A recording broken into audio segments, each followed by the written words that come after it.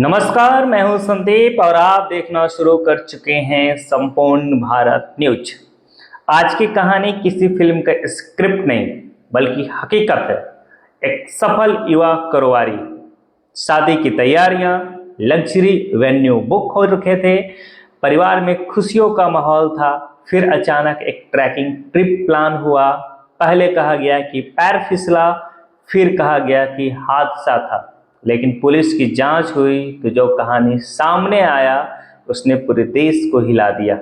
यह कहानी है 26 वर्षीय केतन अग्रवाल की, जिनकी मौत को पहले दुर्घटना माना गया, लेकिन जब पुलिस इसे इन्वेस्टिगेट किया तो प्लान्ड मर्डर बताया। कौन थे केतन अग्रवाल? केतन अग्रवाल पुणे के एक प्रतिष्ठित रियल एस्टेट परिवार से जुड़े थे। वो अपने पारिवारिक व्यवसाय के निर्देशक की भूमिका निभा रहे थे।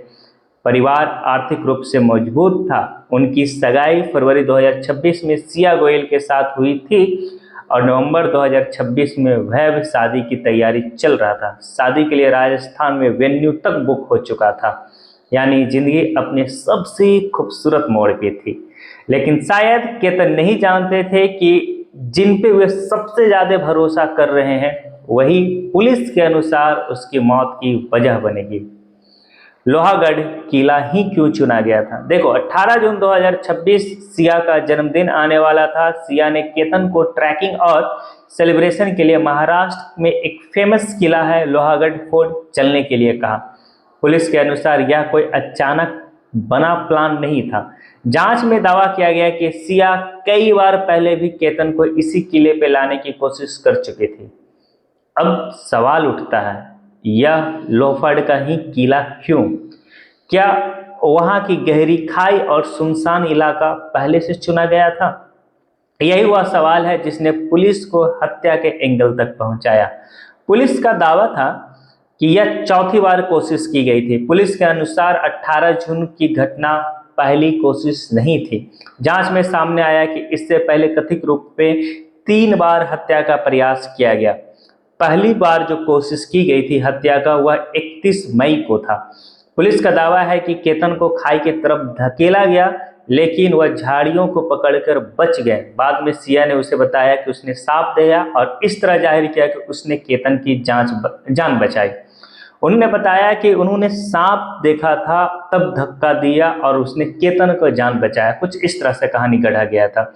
दूसरी कोशिश 4 जून को की गई, लेकिन फैमिली के कारण ट्रिप नहीं बन पाया और यह कैंसिल हो गई। तीसरी कोशिश 14 जून को, लेकिन वहां पे पर्यटकों की भारी भीड़ के कारण यह प्लान कथित रूप से टाल दी गई। और आखिरी और चौथी कोशिश 18 जून को, सिया का बर्थडे। और यही पुलिस का दावा है कि यह जो साजिश था वो सफल हो गया। हत्या की कहानी पुलिस कैसे बता रही है, चलो मैं आपको बताता हूँ। पुलिस के अनुसार सिया गोयल का चेतन चौधरी नामक एक युवक के साथ प्रेम संबंध था। पिछले लगभग 18 महीनों से दोनों एक दूसरे के संपर्क में थे। जांच में दावा किया गया कि सिया अपने परिवार द्वारा तय की गई शादी नहीं करना चाहती थी। पुलिस का आरोप है कि दोनों ने केतन को अपने रास्ते का सबसे बड़ा अवरोध माना और 18 जून को चेतन पहले से ही किले के आसपास मौजूद था। जांच के अनुसार एक तय संकेत मिलने के बाद उसने केतन को गहरी खाई में धक्का दे दिया। करीब 300 से 400 फीट गहरी खाई में गिरने के कारण केतन की मौत हो गई। एक हुडी ने कैसे खोल दिया पूरा राज, ये भी समझते। यह केस शायद दुर्घटना मानकर बंद हो सकती थी, लेकिन पुलिस को एक बात खटक गई। सीसीटीवी फुटेज के अनुसार जो युवक दिखा था वो लगभग 33 डिग्री सेल्सियस वाले तापमान में भी हुडी पहनकर घूम रहा था।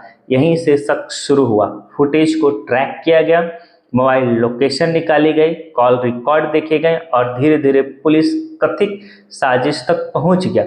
कॉल रिकॉर्ड्स में क्या बताया गया, इस चीज को आसानी से समझते हैं। जांच में पुलिस को पता चला कि सिया और चेतन के बीच पिछले कई महीनों से असमान रूप से लंबी बातचीत हो रही थी। रिपोर्ट्स के अनुसार दोनों के बीच सैकड़ों घंटों तक बातचीत दर्ज की गई, यानी यह कोई अचानक लिया गया फैसला नहीं लग रहा था। पुलिस इसे लंबे समय से चल रही योजना का हिस्सा मान रही है।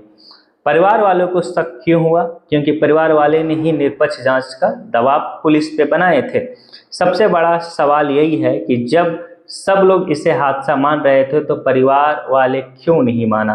केतन के परिवार का कहना था कि कहानी में कई ऐसी बातें हैं जो मेल नहीं खा रही है। घटना के बाद दिए गए कुछ ऐसे बयान जिस पे भरोसा नहीं किया जा सकता था। इसी वजह से परिवार लगातार निष्पक्ष जांच की मांग कर रहा था।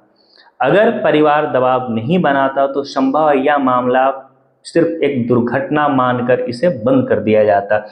इस केस में तीन सबसे बड़े जो सामाजिक सवाल है जो मेरे जहन में आ रहा है। जैसे सवाल नंबर 1, अगर कोई रिश्ता नहीं निभाना चाहता तो क्या हत्या ही समाधान है? सवाल नंबर 2, क्या आज भी परिवार का वैवाहिक दबाव युवकों को खतरनाक फैसले लेने पे मजबूर कर रहा है?